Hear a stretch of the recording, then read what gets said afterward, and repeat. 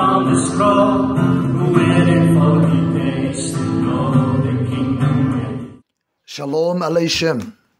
Longa jingsuk yapi nautra Jesu Christ. Ubalong tang mau usim jong ka jingsuk. Hausnem ubalalit no ngelasdang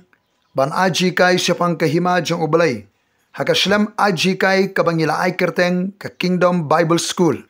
Kabangila pelong hapo jegi saupo teligi sengi. Ban hikai siapang kahima jong ubalay nadu ka kitab Genesis hadu ka kitab jingpen pau. Kiladon kibawan siya ni ka shlem aji kai bat ngila airu iki sernat lani ki certificate hadian bagila pendep yaga kus jong ka jing ai ji kai ngi aingu ya ublay mendagas nem ngindon biang ya kanika Kingdom Bible School dan preng jopi filadep enroll but register yelade banwan shaganika shlem aji kai nakamda jongpi ki bampat shem la enroll ki bampat shem la register ki bakwa phila ban le no kloi yegane namar mentau banai jemang life waiterik sisajan arbaje ngindon ye orientation bat aga laiterik jong banai jilio sibaar ngin sedang ye kelas ke por janmiet arsin shitayo bagani ke kos anpendep lakumno kumno hagisan teli ki banai saupo teli ki kelas RG kai kedi subject ki ba pair ki ba pinlong ki ba lakerku shisha kani ke ji kai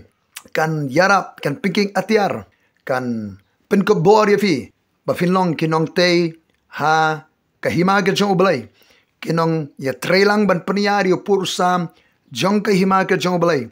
lengba ke kenhun hagaba pidon ka jia trailang bat ki brio jong ublay ke shekri jong ublay ki pastor ke jong pe to pinlong ki bala kerku ke jong utrai mendigas nem yegani ke shlem aji kai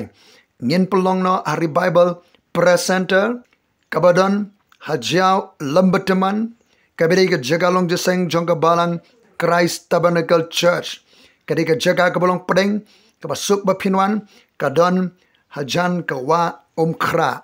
bat pinlong ke bala kerku pin enjoy ni ke jikai ke ba pinyo lengba jong kini ke school te kloilan register no enroll no iladi utrai ungerkhuyebi khoblei shibon amen